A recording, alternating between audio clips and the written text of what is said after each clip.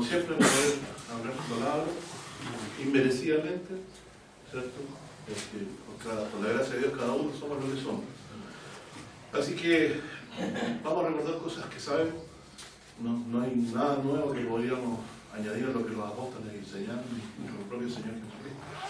Pero sí recordarles cosas es un mandato de Dios, como Dios se lo enseñó a Abraham y a los hebreos. Debemos mandar a nuestra descendencia que guarde este camino. Así que al renovarlo todos los días cuando lo escuchamos, estamos haciendo esa labor que Dios nos dio. Así que vamos a leer algunos pasajes de la Biblia relacionados con la encarnación de Jesucristo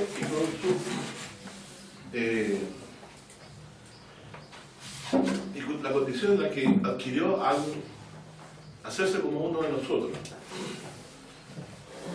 La encarnación de Jesucristo tiene necesidad de cumplimiento por el hecho de las promesas que Dios hizo antes a los patriarcas. La promesa en el Edén, que la simiente de la mujer aplastaría la cabeza de la serpiente.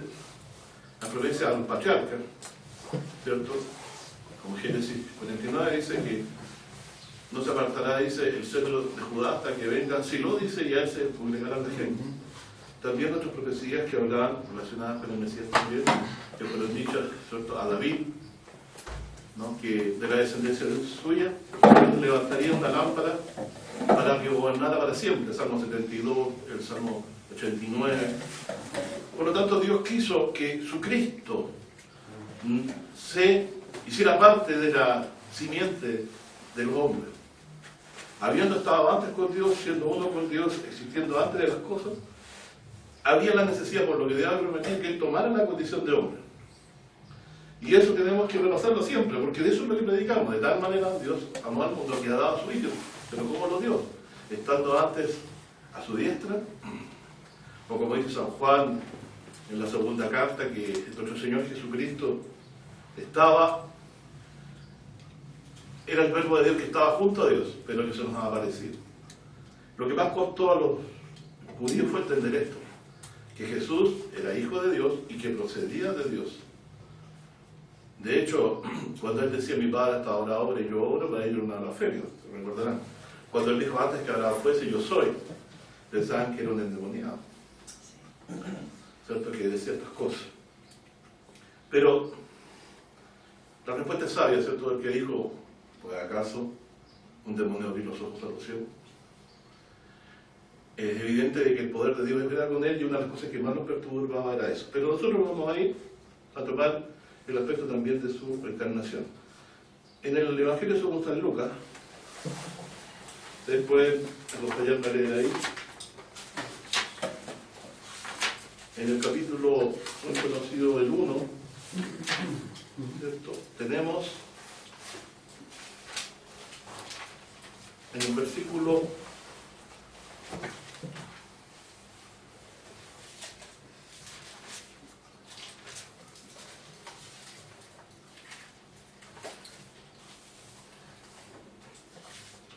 1, versículo 27. De problema de conocer del 26 también es bueno leerlo. Dice, y el sexto mes, el ángel Gabriel, este es el sexto mes respecto al anunciamiento de Juan, ¿cierto? Ustedes saben. Gabriel fue enviado de Dios a la ciudad de Galilea que se llama Nazaret. Gabriel era un ángel que también se le manifestó a Daniel y que le enseñó la visión también, visiones relativas al Mesías también a Daniel. Gabriel fue enviado, dice, de Dios a una ciudad de Galilea llamada Nazaret. Nazaret estaba en el sector de Galilea y el lugar fue ahí porque Dios había dicho por los profetas donde se manifestó el Mesías, tierra de Zabulón, Neftalí, Galilea de los gentiles, el pueblo que andaba en tinieblas vio en luz. Así que también a eso se debía que fuera en ese sector, ¿cierto? Fue enviada una virgen, verso 27, desposada con un varón que se llama José, de la casa de David, y el nombre de la virgen era María. Aquí hay una serie de argumentos, ¿cierto?, relativos Aquí estaban casados, que no estaban casados. No, ellos estaban casados, pero aún no habían cohabitado como marido y mujer. Eso es lo que dice la Escritura. Y antes que cohabitar, dice, entrando, el ángel a donde estaba dijo, salve, muy favorecida. El Señor es contigo, bendita tú entre las mujeres. Mas ella cuando le vio, se turbó de sus palabras, pensaba que esa pronunciación fuese esta, es decir, porque el ángel le estaba diciendo que era bendita, ¿cierto? Y favorecida.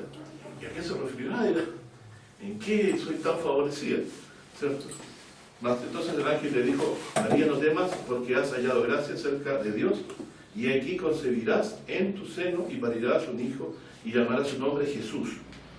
Este será grande, será llamado Hijo del Altísimo, y le dará el Señor Dios el trono de David su padre, que ahí es donde yo voy a llegar con ustedes. Dice, y reinará en la casa de Jacob por siempre, o sea, como rey de Israel, como lo dijo Natanael, tú eres el Cristo, tú eres el rey de Israel. ¿Te recuerdan la frase de Natanael? Y dice, le dará Dios el trono de David su padre, y reinará en la casa de Jacob, ¿por cuánto? Por siempre.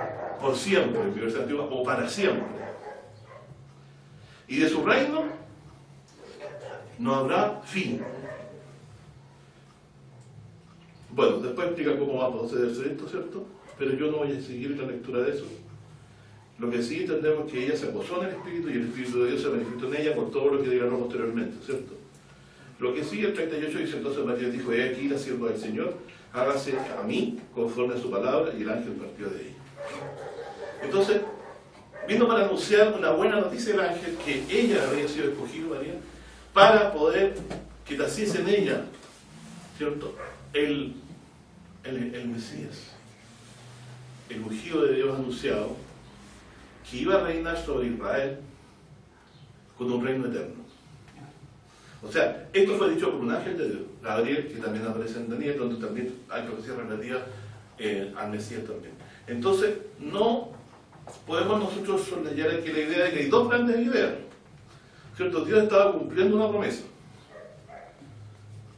y la anunció a María, fue la primera. ¿De quién sería la que portaría su vientre al Mesías, a Jesús? ¿Cómo fue engendrado Jesús? Lo sabemos, por el poder del Espíritu de Dios, ¿cierto? En ella, sin intervención de varón, fue engendrado el Cristo, ¿cierto?, en el vientre de ella. Y aquí la pregunta es la respuesta es muy fácil, no hay ninguna cosa imposible para el Señor, ¿cierto? Entonces, yo me repito dos cosas, ¿cierto? En el verso 32, va a recibir el trono de David y va a reinar en la casa de Jacob como rey para siempre y con un reino que no tiene fin. Esta frase del ángel resumen varias promesas antes del Antiguo Testamento, ¿cierto?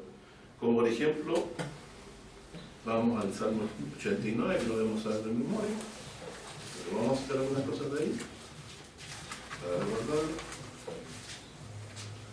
Dice en el versículo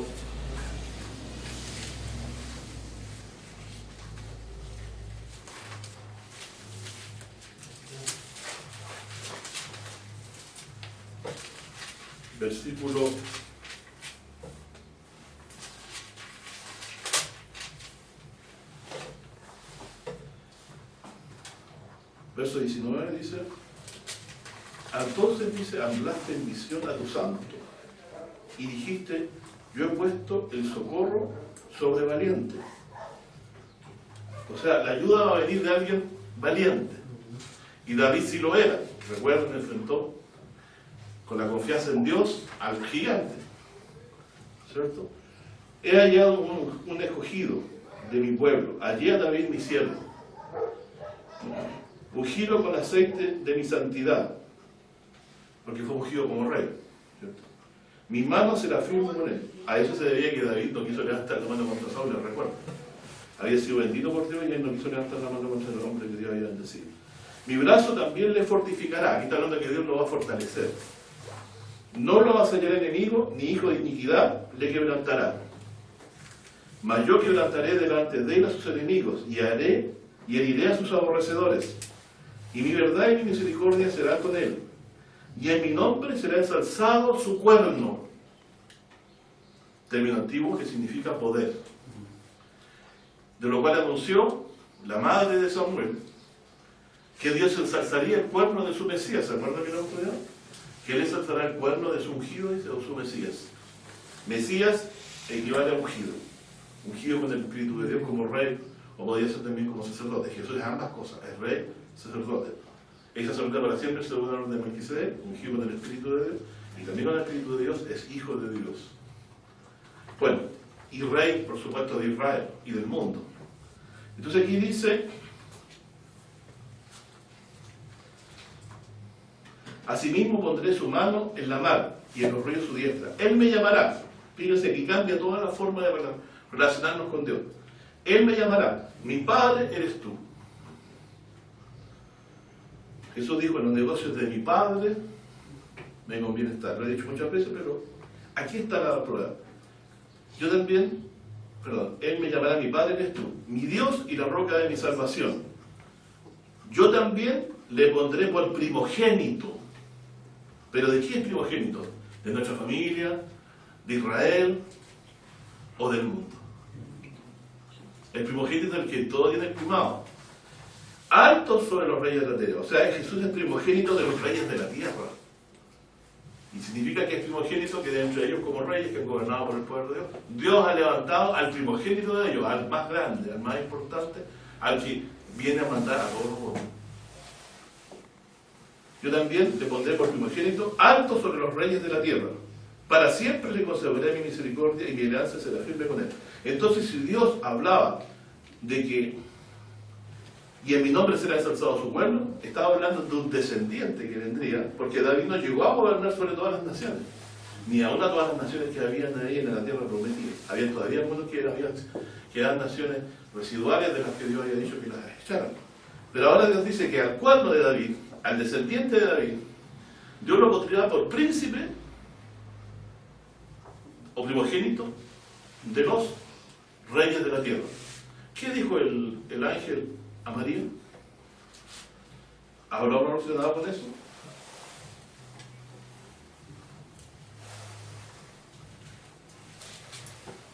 Dice: reinará en la casa de Jacob por siempre y de su reino no habrá fin.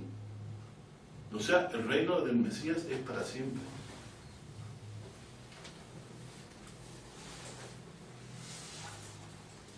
¿Y reinará dónde? En la casa de Jacob.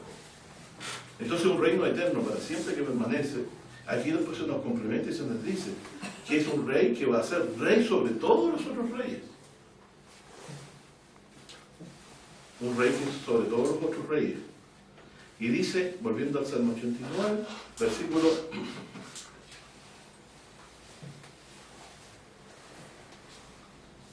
verso 28, dice: para siempre le conservaré, Salmo 89, 28, para siempre le conservaré mi misericordia y mi alianza será firme con él. Y pondré su simiente para siempre, y su trono como los de los días de los cielos. ¿Cuál será la simiente de este Mesías que va a vivir para siempre? ¿A quién se estará refiriendo? Dice, porque dice: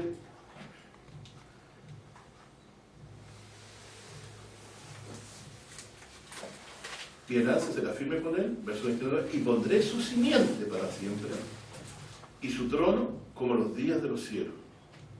Entonces la simiente, ¿cierto?, de él, que va a establecer para siempre, fue la que fue anunciada a María. Es decir, lo que le ocurrió a María no es suerte que Dios recién empezó a pensar cómo hacer las cosas aquí. Dios antes ya lo venía anunciando a los profetas. Por lo tanto, nosotros aquí, cuando estamos leyendo, estamos viendo que esto es una promesa muy antigua, hecha a David.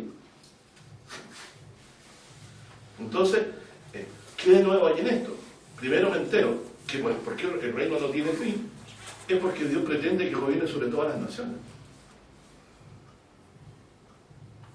No nos estamos imaginando un reino universal de Jesucristo. Y si Dios lo está diciendo, se cumplirá. De hecho, a Jesús, en Apocalipsis, 19, ¿cierto? Se le ve venir a las nubes del cielo un caballo blanco y en su muslo escrito la frase que dice: Rey de Reyes y Señor de Señores. Así que estos textos que estamos leyendo nosotros aquí en la Escritura, no nos hemos imaginado esto. Es algo que Dios ha comprometido en su palabra. Sacar de David a su Cristo, a su Mesías. Y lo anunció así: le dará Dios el trono de David su padre. ¿Por qué el trono de David? Porque de todos los tronos de las naciones, hay uno que va a prevalecer para siempre. Y el trono de David es la persona de Jesucristo. Leamos más abajo aquí del 89.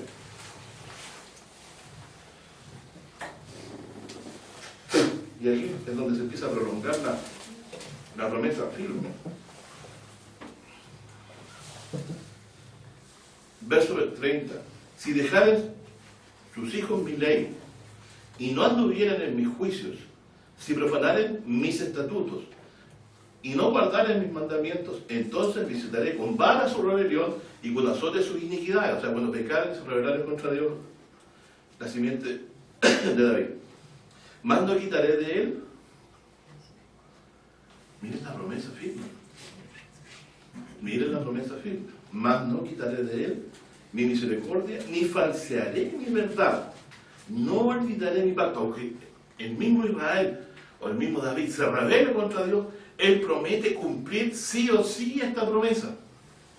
Por amor de David y por amor de nosotros también, por supuesto, de lo que hemos creído. No olvidaré mi pacto, no mudaré lo que ha salido de mis labios. Una vez he jurado por mi santidad que no mentiré a David. Su simiente será para siempre. Y su trono como el sol delante de mí, como la luna será firme para siempre, y como el testigo fiel en el cielo. Bueno, y acá el objetivo de este salmo, de toda esta lectura, de Dan Raíta, hombre que alababa a Dios dentro de lo que había sido escogido David para ensalzar el nombre de Dios, levita, él dice tú desechaste y menospreciaste a tu ungido. Mira, tú has dicho que, ¿qué cosa dijiste? Que no mentirás a David y que no falsearías tu palabra. Ahora, Señor, mira cómo estamos. Mas tú desechaste y menospreciaste a tu ungido y te has airado con él y rompiste el pacto de tu siervo. Has profanado su corona hasta la tierra, aportillaste todos sus vallados, has quebrado su fortaleza. Menoscabaron todos los que pasan por el camino, es oprobio de tus vecinos. Has ensalzado a la diestra de sus enemigos y has alegrado a todos sus adversarios. Embotaste asimismo el filo de su espada y no lo levantaste en la batalla. Hiciste cesar su brillo y echaste su trono por tierra. Esto equivale a visitar con azotes sus rebeliones.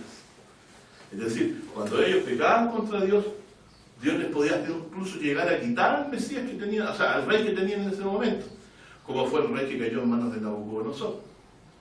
Pero Dios siempre ha prometido levantar un rey. ¿Se recuerda la profecía de Zacarías? He aquí tu rey viene a ti, montado en un pollino, hijo de asno. O sea, no se quedó sin rey cuando ellos fueron a la cautividad de Israel. No se quedó sin rey, porque Dios igual les levantó de la casa de David, como se lo anunció a María, al Salvador que es Cristo. Jesús, ¿cierto? Y un rey humilde, no un rey de la descendencia real más conocida, sino que alguien que descendía de David, pero lo que quería caracterizar ahora no era la opulencia, los vestidos de rey, sino era el poder de Dios, del Espíritu de Dios en él. Entonces aquí estaban pasando ellos problemas, porque el ungido de Dios de ese tiempo, no está hablando de Jesús, está hablando del descendiente de David que gobernaba en ese tiempo, se le había sido quitada toda su gloria y había caído, ¿cierto? Pero mira lo que dice. Verso 45. Has acortado los días de su juventud, has recubierto de afrenta. ¿Hasta cuándo, Jehová, te esconderás para siempre? ¿Arderá tu ira como fuego? Acuérdate de cuán corto sea mi tiempo.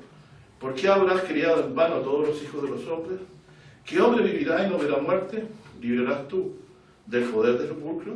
Señor, ¿dónde están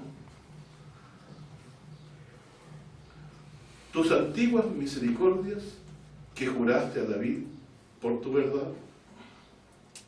Está entonces todo lo que antes sintetizó el que escribió este salmo, lo sirvió para decirte, más ahora, Señor, nosotros estamos deshechos, hemos caído a nuestro enemigo, el ungido de Dios ha sido vencido, pero Señor, ahora entonces, ¿dónde están tus antiguas misericordias? ¿Qué misericordias son estas? Las que mencioné al principio. No lo avanzará el enemigo, ¿cierto? Lo pondrá sobre los reyes de la tierra. O sea, a pesar de que él veía en apariencia que el reino de Israel se estaba yendo, ¿cierto?, a la deriva, sin rey, él todavía seguía clamando que Dios cumpliera con ellos estas antiguas misericordias, de que les levantara el Mesías, ¿cierto? ¿Dónde están tus antiguas misericordias? Que juraste a David, ¿cierto? Señor, acuérdate del oprobio de tus siervos, oprobio que llevo yo en mi seno de muchos pueblos, porque tus enemigos, oh Jehová, han deshonrado, porque tus enemigos han deshonrado los pasos de tu ungido, bendito Jehová para siempre, amén y amén. O sea, este hombre, a pesar de ver, por ejemplo, como en los casos, como muchas veces el ungido fue vencido, cayó en manos de enemigos, ¿cierto? Ellos esperaban que Dios levantara un ungido que gobernara para siempre. Entonces hay algunos que entendieron este mensaje, como en este caso el que escribió este salmo, ¿cierto? Etán Efraíta lo dice al principio en la versión más antigua, dice quien compuso el salmo. Vemos entonces aquí de que esta promesa antigua no es, ¿cómo se llama?, una cosa que era para ese tiempo, sino que era para el presente, hoy y para todos los días. Una verdad que se podía esperar. Que Dios hiciera que su Mesías fuera levantado por sobre todos los reyes de la tierra. Bueno, por ahí tenemos Isaías 11, que lo podríamos citar, ¿cierto? Isaías 61 también. El Espíritu de Dios sobre mí me ha enviado a predicar buenas nuevas al abatido. Y el Isaías 11 también, que habla de que el ungido de Dios iba a tener lleno del Espíritu de Dios. Y Dios ahora trae un Mesías a salvarlo, un ungido de Dios, que ya no viene, ¿cierto?, sino a salvar. Va a venir a juzgar. Pero primero viene a salvar. No viene a condenar las almas de los hombres, sino a salvar lo que se había perdido. Y nos gana todos para Dios por medio de la predicación del Evangelio, a los que hemos creído. Bueno, esto que estamos leyendo es para que ustedes se funden sobre lo que Dios ha dicho, ¿cierto? Nosotros no creemos en una promesa que haya salido de hombre, una promesa que hizo Dios. ¿Por qué los judíos hasta hoy no pudieron entender que el Mesías que se manifestaría no sería el mismo Mesías que vieron en Israel? Un hombre guerrero que vencería a sus enemigos, porque no estuvieron atentos a la Escritura. Dios dice que el reino vendría, se lo daría a Dios, ¿cierto?, a alguien que vendría de baja condición. Al bajo alzaré, y al alto, dice, abatiré. Es decir, la profecía. Entonces, pero esto que yo he leído, bueno, puedo decir, pueden pasar los años, mi vida todavía iremos a la vejez y no son tan buenos los días, pero en esos días, ¿cierto?, donde nos visita la enfermedad, donde se decae el cuerpo, donde todos vamos siendo reducidos poco a poco, como dice Salomón, en la vejez. Yo me voy a poder agregar, y ustedes también, en nuestro Creador. En los días de nuestra juventud, ¿cierto?, hemos atesorado esta palabra, que nos acompañará y nos consolará en nuestra alma en el día que partamos. Porque sabemos que cuando moramos, nos vamos a quedar en ese sepulcro. El Señor prometió, el ungido de Dios, que murió en la cruz por nuestros pecados, Jesús de Nazaret, a quien Dios anunció en la Escritura, se lo anunció a María, vino a morir por nuestros pecados para llevarnos a este reino. O sea, las Escrituras son palabras de Dios. Por eso es que Etán decía, ¿dónde están, Señor, tus antiguas misericordias que juraste? No la va a salir enemigo. Entonces, el tipo que pierde la fe dice, no, ya David no es el Mesías, no se va a levantar nadie de ahí. El reino está en manos de los babilonios. ¿Cómo? ¿Y qué hizo Dios? Éxito el Espíritu de Ciro, pasado 70 años como lo dijo, Los trajo de vuelta para darles las últimas 70 semanas, dentro de las cuales apareció el Mesías que sería muerto a la mitad de la última semana. Y ese Mesías, ¿cierto?, es el que las Escrituras nos anuncian que será ensalzado su cuerno. En Isaías 53 decía que él moriría por los pecados del pueblo, pero después viviría el linaje y la voluntad de Dios sería en su mano prosperada. Por lo tanto, no hemos, ¿cómo se llama?, puesto nuestra confianza en cosas salidas del corazón de hombres, sino que en cosas que Dios ha prometido. Vamos ahora a Isaías, capítulo 55.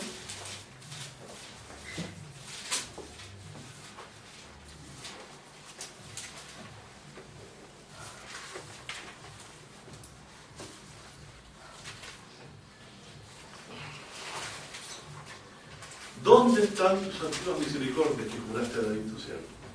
Decía Tan Israel. Porque tu ungido, al que está aquí ahora, está menospreciado, desechado. Pero este que ungido va a ser ensalzado. ¿Y quién podría pensar que el 55 de Isaías está hablando de Cristo? Porque mira lo que dice. Lo hemos leído muchas veces.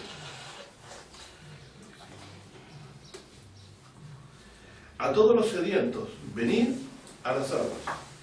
Y a todos los que no tienen dinero, venid a comprar sin dinero, sin precio, vino y leche. Recuerda que Jesús en San Juan 6 dice: trabajad por la comida que no perece, la cual el Hijo del Hombre os dará. Y aquí dice que podemos comprar sin dinero. Y Jesús dice: trabajad por la comida que no perece, la cual el Hijo del Hombre nos dará. Es decir, hay un alimento que viene de Dios, que hace vivir el alma. Dice: ¿por qué gastáis el dinero no en pan y vuestro trabajo no en altura? Es decir, que están con toda su riqueza, no pueden comprar, ¿cierto?, lo que realmente puede hartarles y darles satisfacción, ¿cierto?, y sentirse plenos ya. Solo eso se puede comprar sin dinero. Es decir, que aquí el profeta está hablando de un sustento que viene de Dios, que no se puede comprar con dinero humano. Y cuando uno come se refrigera, toma aliento.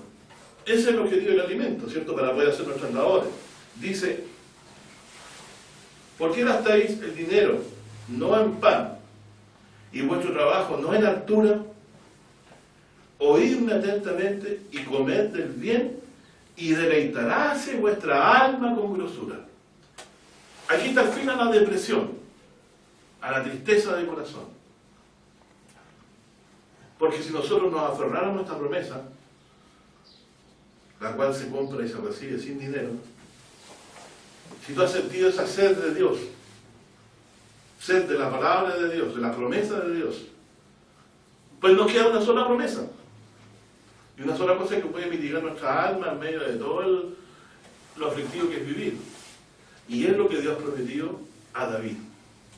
Dice aquí. Entonces, lo que está diciendo es algo que se compra sin dinero, algo que pueda dar a vivir mi alma, ¿cierto? Y que me puede hacer deleitarme. ¿Qué es deleitarse? Gozarse. Y eso es sinónimo de alegría. Es decir, lo que decía Isaías, que venía a traer el ungido, óleo ¿de acuerdo?, de alegría. Dice aquí: deleitarás vuestra alma con grosura. Inclinad vuestros oídos, venid a mí y oíd. Ah, entonces esto que se compra no con dinero es algo que se puede oír. Oír, dice, y vivirá vuestra alma. Y haré con vosotros pacto eterno, las misericordias firmes. Es decir, yo haré el pacto de cumplirles a ustedes lo que yo le prometí a David. ¿Qué le prometió el Señor? Levantar un gobernante que reine para siempre en nuestro David. ¿Cuándo se cumplió esto? Como leímos en el Evangelio, cuando Dios vino y envió a su Hijo y le hizo ser concebido por el Espíritu de Dios en el vientre de María. ¿Por qué vive nuestra alma? Porque Jesús dijo, el que oye y cree en mí, aunque esté muerto de vida. ¿Qué hemos oído de Jesús? Que Él habría de dar su vida para salvarnos. Es decir, esta promesa antigua que Dios ha hecho, la ha cumplido a nosotros, y es lo que hace vivir nuestra alma. Muchas veces hay personas que parten su fe de Mateo en adelante, pero Mateo y los demás profetas solamente se remitieron a hablar lo que Jesús les habló, y estas cosas estaban antes anunciadas por los profetas. Es decir, era imposible que no llegase a formarse este séquito de Cristo, los 12, para que hablaran de estas misericordias fieles de David. Dios las ha cumplido. Jesucristo está a la diestra de Dios. Murió por nuestros pecados y lo sentó a su diestra. ¿Y qué esperamos nosotros ahora? ¿Qué es lo que resta según el capítulo 15 de 1 Corintios? Que ponga a todos sus enemigos por estrado de sus pies. Y como lo declara Colosenses y Filipenses, ¿cierto? Dios lo pone por sobre todos los reyes de la tierra. Este mensaje yo lo he dado muchas veces aquí, pero puede decir usted, yo estoy aferrado a las promesas firmes de David, que su enemigo no podrá avasallar a Jesús, cuando sabemos que Jesús en su venida va a estar siendo esperado, ¿cierto? ¿Por quiénes? A ver, la batalla de Armagedón, ¿quién la convoca? Lo hemos estudiado.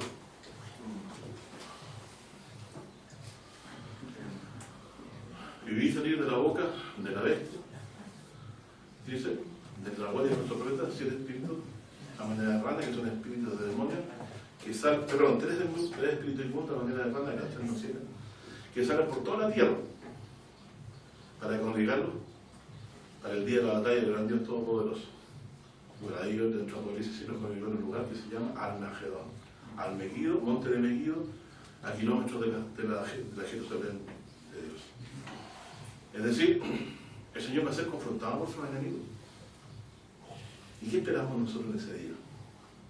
Señor, ¿dónde están tus antiguas misericordias que juraste a David? El Señor los levantó de los muertos. ¿Van a poder ellos más que el Hijo de Dios? Pero Él va a enfrentar a sus enemigos y los va a poner por estrado a nuestros pies. Y Dios lo ha prometido con tal certeza que podamos decir de que es por eso que se confundió Israel. Dios levantó a alguien de baja condición. La corona de Israel en los días de la cautividad babilónica fue quitada del centro de Judá, y Judá quedó sin gobernante. Dice que sería hasta que viniera quien yo se la daré.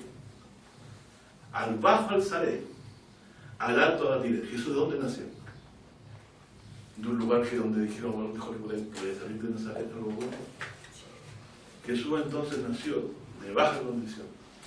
De ahí Dios levantó a Cristo. Y podemos nosotros esperar en Él vida eterna. Él vino a morir por nuestros pecados. Venció la muerte. ¿Hay algún ejército que haya vencido la muerte? Jesús venció la muerte, que es el principal final de todos los enemigos. Por lo cual nos da la certeza a nosotros que Él se va a levantar, ¿cierto? En el día postrero, en el sentido de que estando vivo, va a mostrar su poder. En el sentido digo que va a levantarse, va a mostrar todo su poder, nos va a venir a buscar y veremos cómo Él va a prevalecer sobre todos sus enemigos. Y ahí no debemos estar dudando, porque Dios dice que pasará con el ungido de David, no lo va a sellar el enemigo. Ni no va a poder más sobre él ningún hijo de iniquidad. Así que tenemos ciertas estas promesas y puede vivir nuestra alma. ¿Por qué? ¿Por qué vive nuestra alma con esta promesa? Porque si Jesús vive, la promesa que hizo sigue firme. El que cree en mí, aunque esté muerto, vivirá en mí. Y todo aquel que vive y cree en mí no morirá por siempre. Así que, por eso dice a todos los sedientos, dice, vengan a comprar estas aguas sin dinero. ¿De qué estamos sedientos nosotros? Evitar beber. Si no hay agua, no podemos vivir. ¿Por qué es tan importante el agua? Ahora lo estamos tratando a ver nosotros un poco aquí en el país. ¿Cierto? Yo digo poco. Si no bebemos, nos morimos. Así de vital es a nuestra alma esperar en esta promesa de vida eterna que Jesús nos ha hecho. Uno de los grandes descubrimientos que dice que Dios me permitió a mí descubrir, porque es un descubrimiento para mí, es algo que todos lo pueden saber quizás, pero fue un descubrimiento a mi comprensión, es que en Hechos 13, esta promesa hecha a David de levantar un descendiente que gobernaría para siempre, sobre todos los enemigos, es el Evangelio. Porque en Hechos 13 dice, os anunciamos el Evangelio de aquella promesa hecha a los padres, la cual que nos cumplió con nosotros. ¿Cierto? Diciendo, en el Salmo 2, tú eres mi hijo, yo te he engendrado hoy. Y también otro que dice, os daré las misericordias de Dios. Lo hemos leído, no voy a leer, para que ustedes lo sepan. Entonces, el Evangelio es este, que Dios levantaría un gobernante, que sometería todas las naciones y que cogería su reino. Como buen pastor, nos guía y nos va a guiar y va a prevalecer sobre todo su enemigo. Entonces, usted puede reclamar a Dios estas antiguas misericordias, porque Él juró por sí mismo. ¿Dónde está el Señor que las antiguas misericordias? Señor, tú vas a cumplir lo que has dicho. Y lo ha hecho. Levantó a Jesús y lo sentó a su diestra. Lo sentó a su diestra y espera venir a todos, poner a todos sus enemigos por detrás de sus pies. No basamos nuestra fe sobre sentires, que son variables. Puede ser que usted día le ha ido mal, no ha ganado lo que quería, no ha podido o querido ganar, el trato con los demás no le ha dejado un buen sabor, ¿cierto? Pero fíjese que aquí se deleita el alma, ¿cierto? Que vemos certeza de vida eterna y que Dios se ha metido en la historia de este mundo. David existió, sí, la promesa que Dios le hizo quedó registrada. Jesucristo fue el cumplimiento de ella. Pero ¿cuál fue el cambio de paradigma aquí? Que Jesucristo ya no vino con espada. Fiel a la profecía de Zacarías, vino lleno del Espíritu de Dios. ¿Pudo alguien contra él?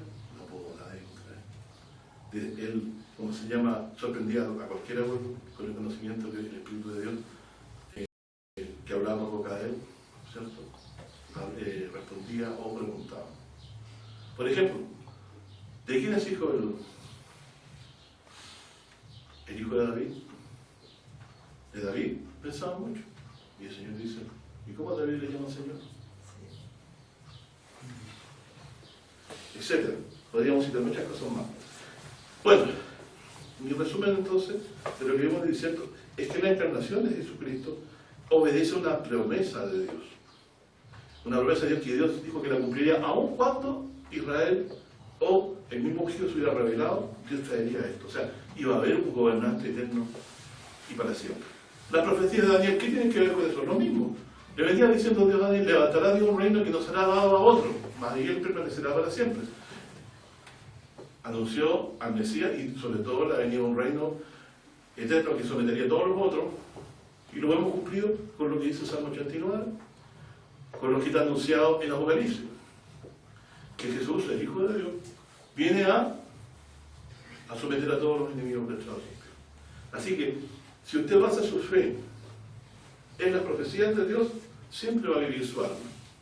Si usted viene tras Dios por sentires, son variables. Su fe nunca va a ser firme. Nuestra fe está fundada en lo que Dios ha prometido. Por lo tanto, es firme. Lo que sí hemos de buscarle con un corazón arrepentido, ¿cierto? Porque esto es para el que cree, para el que confía en su pecado y confía en Jesús como su Salvador. Por eso vive el alma. Vive el alma porque tenemos un futuro en Dios. Tenemos un futuro eterno en Dios. Avanzando un poquito más, vamos a ir, para cerrar ya lo dicho, en el libro de Filipenses.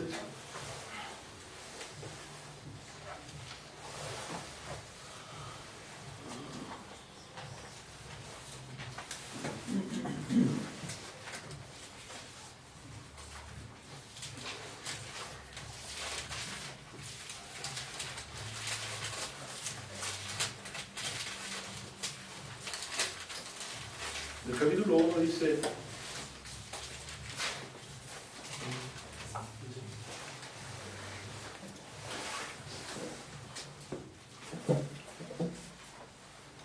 miren, hay 6 palabritas que pueden hacernos levantar la ceja, ¿cierto? Cuando lo leemos. Puede presentarse a la iglesia, en el verso 3 del capítulo 1 a los Filipenses, dice: Doy gracias a mi Dios en toda memoria de vosotros, o sea, cada vez que los recuerdo. Siempre, en todas mis oraciones, haciendo oración por todos vosotros con gozo, por vuestra comunión en el Evangelio. ¿Qué significa la comunión en el Evangelio? Lo que hemos creído respecto al Evangelio, comúnmente, o sea, que participamos en la misma fe. Desde el primer día hasta ahora. Pero después dice, estando confiado en esto, que el que comenzó en vosotros la buena obra, es decir, de llevar el conocimiento del Evangelio, la perfeccionará hasta el día de Cristo. O sea, que Él va a orar a ustedes para que estén aptos para recibir al Señor Jesucristo. Dice, como me es justo sentir esto de todos vosotros por cuanto os tengo en mi corazón, y en mis prisiones y la defensa y confirmación del Evangelio, soy todos vosotros compañeros de mi gracia. Es decir, Pablo sentía que lo que estaba haciendo con ellos es confirmarlos en el Evangelio. Pablo estaba tratando de que ellos se aferraran al Evangelio y confirmarlo, porque también sabía que un día iba a partir. Por lo tanto, nosotros debemos ser de aquellos que se confirman en este Evangelio recibido. Porque Dios me es testigo de cómo os amo a todos vosotros en las entrañas de Jesucristo. Y esto ruego, que vuestro amor abunde aún más y más en conocimiento, dice en ciencia y en todo conocimiento. O sea, Pablo les pide que por favor, en esto que es relativo a la redención, al Evangelio, ellos abunden más, es decir, aprendan más acerca de esto, ¿cierto? En ciencia y en todo conocimiento. Pero ¿qué dice? ¿Cuál es el propósito de discernir más en cuanto a esta salvación recibida? Para que discernáis. ¿Sabes lo que es discernir? Distinguir, diferenciar lo mejor. Es decir, la vida en la fe cristiana nos confronta muchas veces a situaciones que no están escritas en el libro exactamente como un itinerario de qué debo responder, como le dan a los testigos de Jehová, que le dan un libro donde cómo responder a cada pregunta. Dice, para que discernáis lo mejor. Dice, que seáis sinceros. Fíjese, ¿qué es una persona sincera? Una persona que anda con dobleza en su corazón. Es decir, que lo que está usted viendo adelante es lo que hay en su corazón. Que seáis sinceros y sin ofensa para el día de Cristo, llenos de frutos de justicia, que son, dice, por Jesucristo, a gloria y loor de Dios. Bueno, ¿qué quiere decir esto? Pablo dice que abundéis más, dice, referente a su confirmación en el Evangelio. ¿Qué podría estar pasando en ello?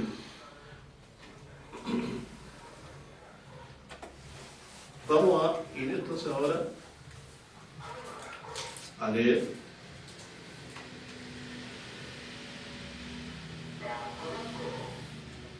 más adelante en el mismo capítulo,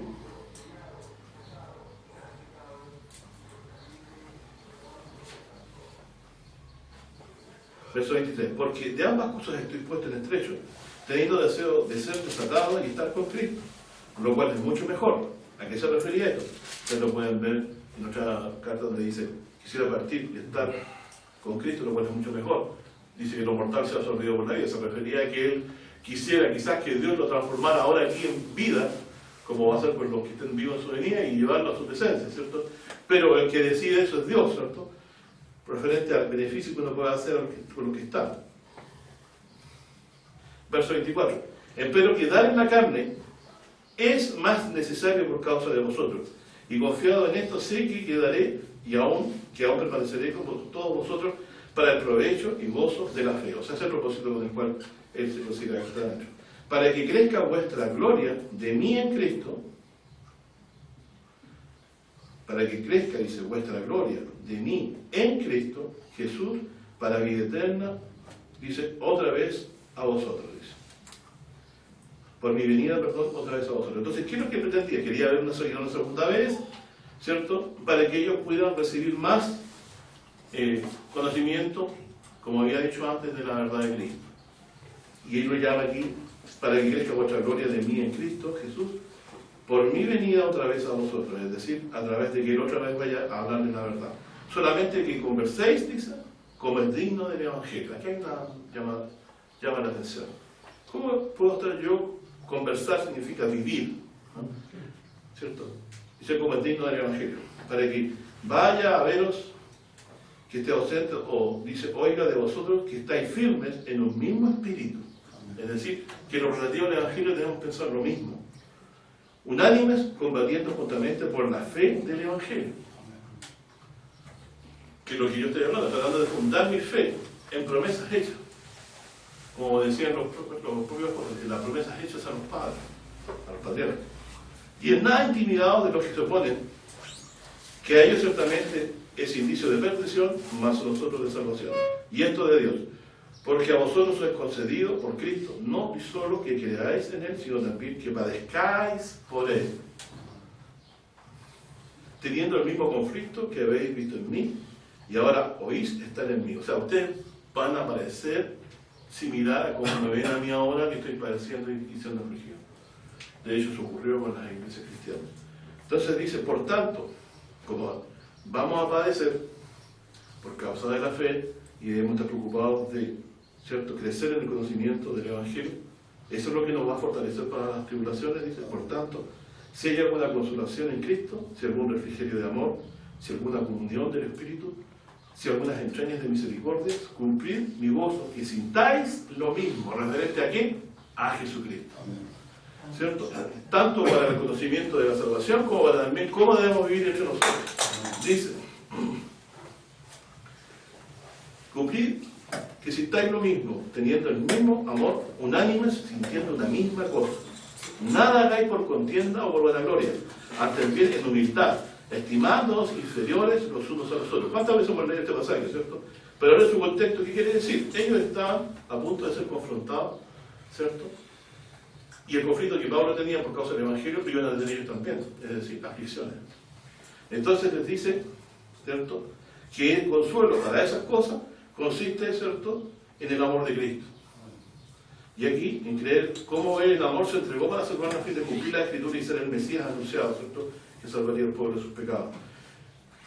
Dice entonces, nada hagáis por contienda o por vanagloria. O sea, ninguna cosa en la congregación debe hacerse por ganar el reconocimiento de la iglesia, a popularidad, por vanagloria o por contienda, por discutir.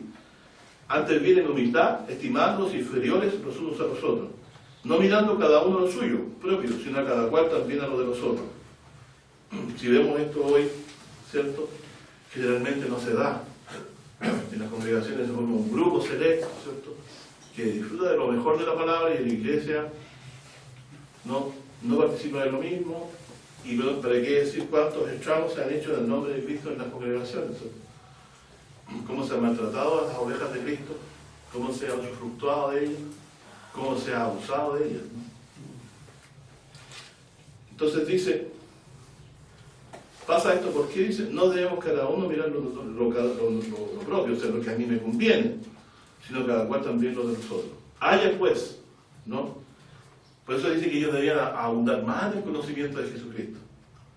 ¿Puede una persona que no perdona o que no sobrelleva al débil haber entendido el Evangelio? No, porque él debía haber entendido que Jesús lo sobrellevó a él primero en una condición del pecador. Por lo tanto, yo también debo sobrellevar a mi hermano, ¿cierto?, que probablemente tengo un conflicto yo con él. Dice, haya en vosotros este sentir que hubo también en Cristo, el cual, siendo en forma de Dios, no tuvo por usurpación ser igual a Dios, sin embargo se anonadó a sí mismo, tomando forma de siervo, hecho semejante a los hombres. Y hallado en la condición como de hombre, se humilló a sí mismo, hecho obediente hasta la muerte y muerte de cruz. Por lo cual Dios también le ensalzó lo sumo y dio un nombre que sobre todo nombre, para que en el nombre de Jesús, tal como leíamos las profecías, ¿cierto?, se doble toda rodilla, primogénito de todos los reyes. Se doble toda rodilla de los que están en los cielos y de los que están en la tierra y de los que debajo de la tierra. Y toda lengua confiese que Jesucristo es el Señor, a gloria de Dios Padre. Por tanto, amados míos, como siempre habéis obedecido, no como en mi presencia solamente, mucho más ahora en mi ausencia, ocupado en vuestra salvación con temor y temblor, porque Dios es el que vosotros obra el querer como el hacer, por su buena voluntad. Haced esto sin murmuraciones, para que sean irreprensibles y sencillos hijos de Dios sin culpa, en medio de la nación maligna y perversa, entre los cuales resplandecéis como luminares del mundo, reteniendo la palabra de vida, para que yo pueda gloriarme en el día de Cristo, que no he corrido en vano ni he trabajado en vano. Y aún si soy derramado en libación sobre el sacrificio y servicio de vuestra fe, me gozo y congratulo por todos vosotros. Y asimismo, gozaos también vosotros y regocijaos conmigo. Mas espero en el Señor Jesús enviar a Timoteo para que también esté de buen ánimo, entendido, dice, de vuestro estado. Porque ninguno tengo tan unánime que con sincera aflicción que esté solicitud por vosotros. Porque todos buscan lo suyo propio, no lo que es de Cristo Jesús. Es decir, lo que nos está diciendo aquí, que Jesús, así como nos redimió para cumplir una profecía tan secamente, obedeció esta posibilidad, esta redención, porque aquel que Dios escogió tenía un corazón tal que se anonadó por nosotros. Y ese es el aspecto más importante de todo lo que veníamos diciendo, porque una profecía, ¿cómo se llama?, pura y dura por Dios, no es imposible que Él la cumpla. Pero tener a alguien que sea idóneo para anonadarse y tomar nuestra condición es otro aspecto importante en el mismo evangelio que hemos recibido, ¿cierto? Él se dio por nosotros porque nos amaba, ¿cierto? Y se anonadó de gustosos para hacer la voluntad de Dios que nos traería la vida eterna. Y este sentir tiene que participar lo que cree el evangelio. De lo contrario, no va a militar bien. No va a militar para nada bien. Y no significa ahora empezar a hablar de las obras. Nada nos falta para ser salvos. Pero si no aprendemos a este sentir de Cristo, ¿qué va a pasar? En la iglesia, donde dice Pablo, hay muchas que solamente buscan lo suyo propio. No es lo que es de Cristo Jesús. ¿Qué es lo que rey Cristo Jesús? ¿Cierto? Le dijo a uno, deja que los muertos entierren a sus muertos y tú andas y anuncias el reino de Dios. Es decir, si yo tengo que, Pablo, ¿qué hizo? Aumentó tranquilidad su vida, disminuyó pobreza, o todo lo contrario por causa de Cristo. El Señor Jesús no tenía donde recostar su cabeza. ¿Por qué? ¿Porque era pobre solamente? Porque corría peligro su vida también. Sobre todo en Jerusalén. También era pobre, pero también podía tener peligro su vida. Y también no podía ir a Jerusalén en cualquier momento, en el tiempo que estaba señalado para que padeciera. Bueno, entonces quiero decir que hemos visto el aspecto profético, se cumple. Había juntilla. Podemos estar seguros en eso y consolarnos en eso. Pero lo que provocó y trajo a efecto esta palabra de Dios fue que Dios escogió al que podía hacerlo porque tenía un corazón tal que se podía anonadar de la condición de Dios a la de hombre. Y cerramos entonces, para ver ese aspecto, en Hebreos. Hebreos 2, el último texto.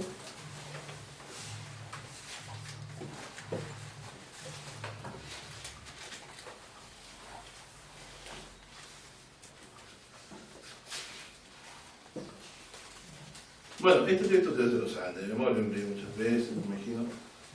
Pero, cuando Dios habla del hombre, ¿cierto?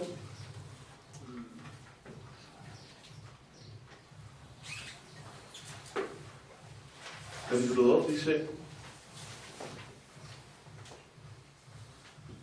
verso 2, porque si la palabra es dicha por ángeles, se refiere a la ley, fue firme, y toda rebelión y desobediencia recibió justa paga, ¿cómo escaparemos nosotros si tuviéramos en poco una salvación tan grande, la cual, habiendo comenzado a ser publicada por el Señor, ha sido confirmada hasta nosotros por los que oyeron? O sea, no solamente a ellos les llegó la palabra de oídas de lo que Jesús había dicho, sino también por los que la oyeron. O sea, este mismo hombre que escribe este capítulo, o sea, este capítulo y este libro, dice haber oído a los que lo oyeron de Cristo. O sea, este no es una persona que haya escrito mucho tiempo después, sino que alguien puede decir, yo escuché a los que estuvieron con Cristo, o sea, a los apóstoles. Testificando juntamente con ellos Dios, pues estos mismos que oyeron la palabra, con señales, milagros y diversas maravillas y repartimiento del Espíritu Santo según su voluntad. Porque no sujetó, dice, no sujetó a los ángeles el mundo venidero, del cual hablamos. Entonces dice, el mundo venidero no está sujeto a ángeles, pero se mete en este tema, dice, Empero dice,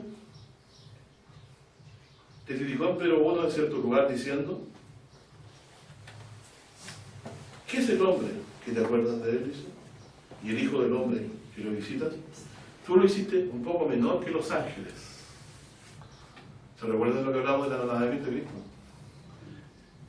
Jesús tuvo dos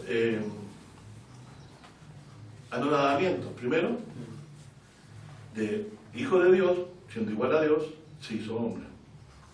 Y en la condición de hombre, se humilló, dice, hasta la muerte de cruz, es decir, la muerte de la ignominia.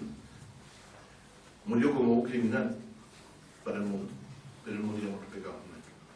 Y aquí dice, entonces, tú le hiciste un poco menor que los ángeles, coronaste de gloria y honra al hombre, y pusiste todas las obras, dice, de tus manos, todas las cosas sujetaste debajo de sus pies. Porque en cuanto le sujetó todas las cosas, nada dejó que no sea sujeto a él. Mas aún no vemos que todas las cosas le sean sujetas.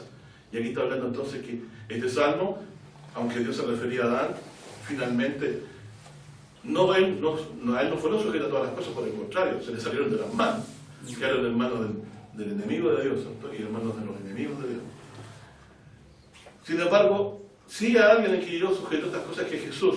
Y aquí dice, porque cuanto sujetó todas las cosas, nada dejó que no fuera sujetado a él. Más aún no vemos que todas las cosas le sean sujetas, ¿cierto? Al hombre, pero ahora esto sí va a quedar sujeto a Cristo, porque dice, empero vemos coronado de gloria y de honra por el padecimiento de su muerte a aquel Jesús que es hecho un poco menor que los ángeles, para que por la gracia de Dios gustase la muerte por todos. Es decir, Dios no sujetó a los ángeles, el mundo venidero, ¿cierto? Sino a alguien de quien habló en el Salmo, a quien Dios sujetaría todas las cosas debajo de sus pies, y se referiría a alguien que vendría de la descendencia humana, porque dice,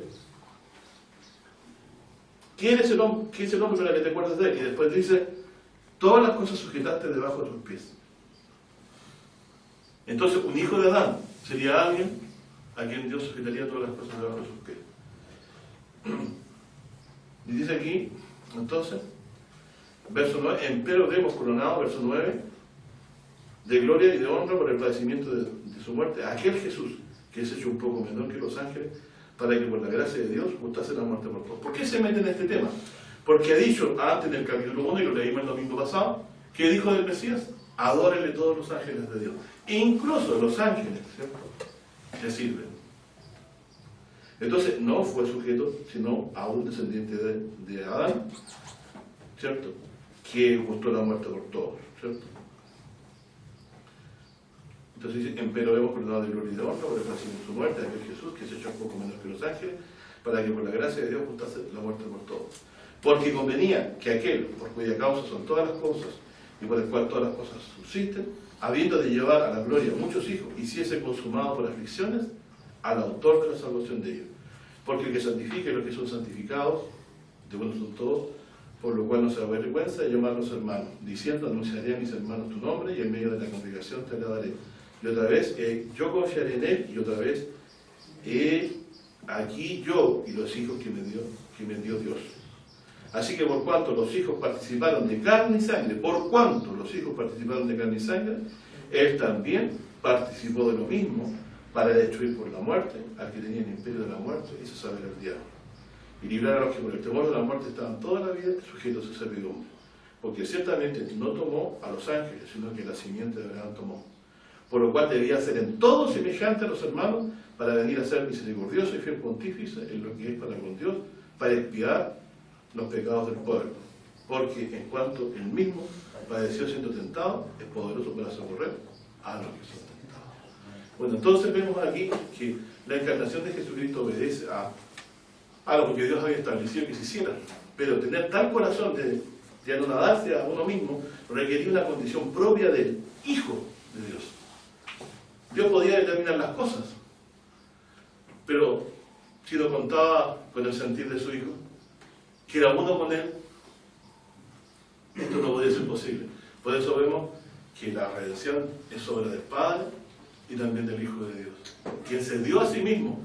Dice, Nadie me quita esta vida, sino que yo la pongo de mí mismo. ¿Y cómo lo hizo? Porque entonces este sentir, el que está plasmado en el Evangelio, de alguien que nos amó y vino a cumplir todas aquellas cosas que fueron para nuestro beneficio y para la vida eterna.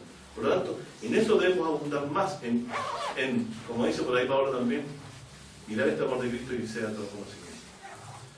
Para que seamos llenos de la plenitud de Dios, el que llega a comprender por qué Jesús, siendo igual a Dios, se entregó por mí y lo hizo de buen gusto. Usted lo ve en las Escrituras, ¿cierto? Por eso la malvada dice, porque yo pongo mi vida. Es decir, que el sentir de Dios y del Hijo Jesús llegó a ser uno solo. Yo podía mandar a alguien que lo haga, pero otra cosa es que lo haga de sí mismo. Entonces, por eso él dice el que es del Padre, así como otras cosas más también, son uno solo. Que Dios le bendiga, mis hermanos, que esta palabra nos haga reflexionar que aquí no estamos tratándonos entre señores y patrones, entre amigos y no amigos. Aquí, en lo que procuramos emular en nuestro trato uno con el otro, es el mismo amor de Cristo por el cual fue posible de que alguien ocupara esta vacante del único ser que iba a venir a la vida con nosotros. Ahora, esta expresión vacante quiere decir, se iba a cumplir la Escritura, pero fue necesario que alguien que estuviese a esa altura la ocupara.